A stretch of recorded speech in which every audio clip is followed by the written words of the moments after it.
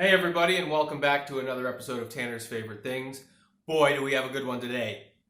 I had to raise my boom up extra high to get this whole package in here because this is a big one.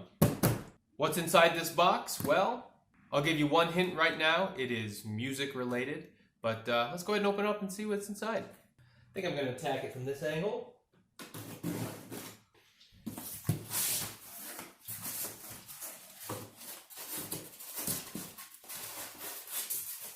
Looks like it's fully encased in this 3/4 inch styrofoam here. Nicely packed.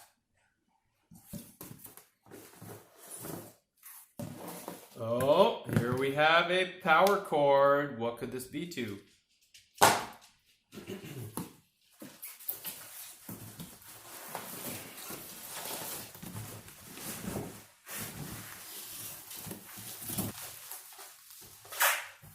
If you guessed that this was an amplifier head, then you guessed correctly. But just what kind of amplifier sleeps inside of this bubble wrap and tape? Let's go ahead and find out.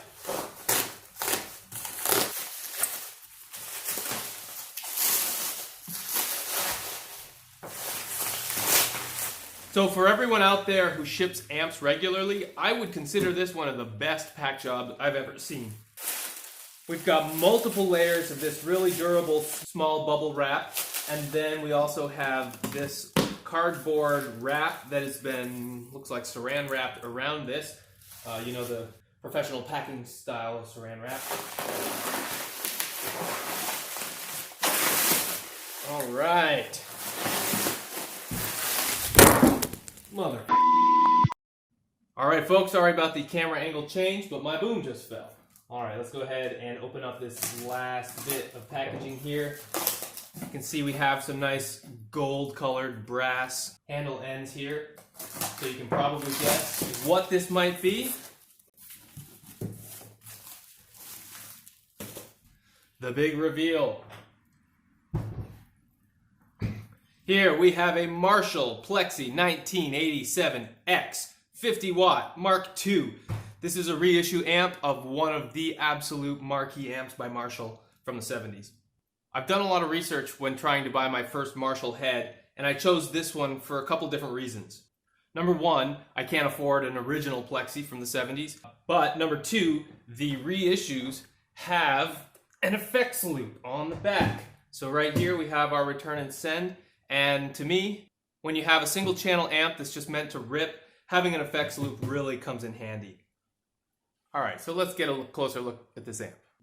So this is what I would call a very classic amp with very classic controls. We have our on and off and standby switch, an LED to indicate that the amp is on.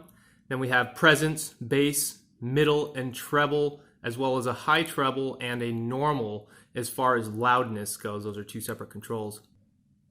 This amp was definitely used. You can tell that we got a little bit of schmutz here. There's probably a sticker indicating an owner or address, I don't know, but there looks to be some sticker residue there and some sort of residue that looks kind of oxidization, kind of rusty, maybe from that handle. Not sure exactly what that is, but our piping looks very nice on the Tolex. Looks good so far. So let's take a look at the back. These amps are just so well made in England. This is probably in early 2000s. I'll have to take a look at the serial number and see if I can get that exact date, but you can see the whole back plate here. We have our choice for 4 ohm, 8 ohm, or 16 ohm speaker loads, as well as 110, 220, or 230, depending on what nationality your plug style is. And we also have the speaker output, and this particular amp has had the modification where we have this dial here. This should also be another speaker out, but I believe that might be a sort of master volume or something. We'll have to play with it and take a look. And finally, you have your effects loop.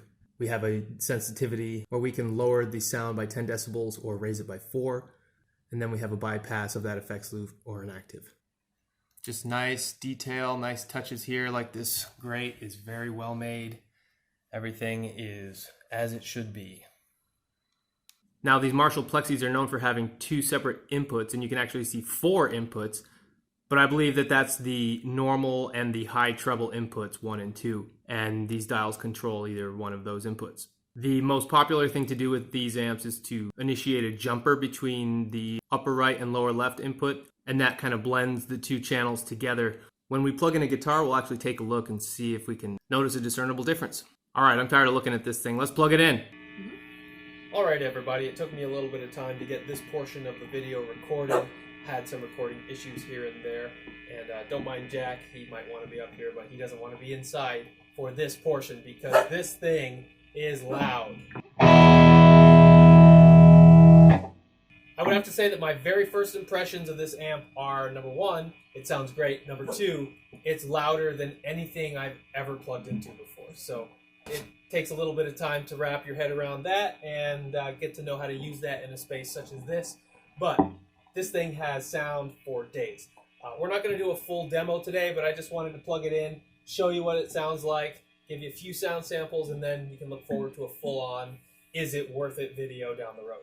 So what I've done is I've plugged into our input 1 and I've jumpered between the input 1 and input 2 so that we have kind of a blend of both channels. This is, I wouldn't say the preferred way of running this amp, but you see this happen a lot. So I would say with this 2001 Les Paul Classic, this is about as close to the 70s as you can capture in guitar and amp form. So go ahead and take a listen.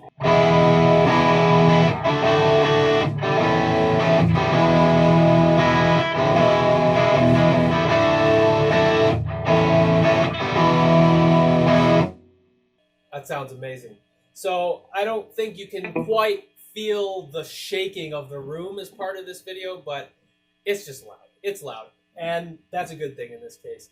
The one thing that I did want to point out is that knob on the back is in fact an attenuator of some sort of master volume, I would say. So we can crank that down and get a little bit more usable tone here. If I just back that off. A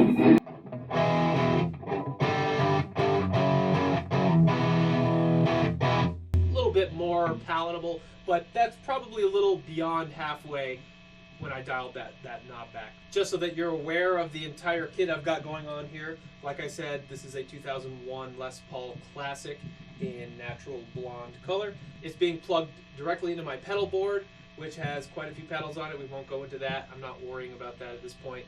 That's being plugged into the Marshall through the effects loop. And then I have two mics set up. One is an SM57 that is miking one of the speakers in my EVH 2x12 cab with Celestion 12H75 speakers, and the second mic is an Audio-Technica condenser mic that is just set up in the middle of the room, both going into my Focusrite 3rd generation 2-channel interface. Let's crank this thing up and hear a little bit of lead.